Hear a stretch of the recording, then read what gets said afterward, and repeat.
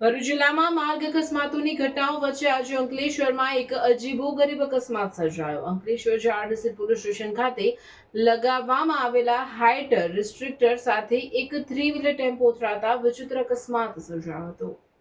મળતી માહિતી મુજબ અંકલેશ્વર જીઆરડીસી પોલીસ સ્ટેશન નજીક ભારે વાહનોની અવરજવર રોકવા માટે હાઇટ રિસ્ટ્રિક્ટર લગાવવામાં આવ્યું છે। જો કે એક 3 વ્હીલર ટેમ્પો ચાલકે પોતાની ઊંચાઈ મર્યાદા કરતાં વધારે હોવા છતાં ત્યાંથી વાહન પસાર કરવાનો પ્રયાસ કર્યો હતો।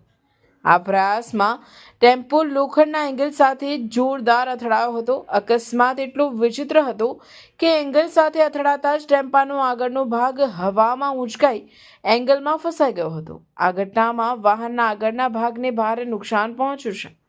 રસ્તા પર અચાનક સર્જાયેલા દ્રશ્યો જોઈ રાહદારીઓ પણ સ્તબ્ધ થઈ ગયા હતા। આ અકસ્માતમાં સૌથી રાહતની વાત એ રહી કે કોઈ જાનહાનિના સમાચાર પ્રાપ્ત થયા નથી। ચાલકનો આબાદ બચાવ થયો છે। જો કે આ ઘટનાને પગલે અજાણતા અને બેદરકારી ભર્યા ડ્રાઇવિંગ સામે ફરી એકવાર સવાલો ઊભા થયા છે।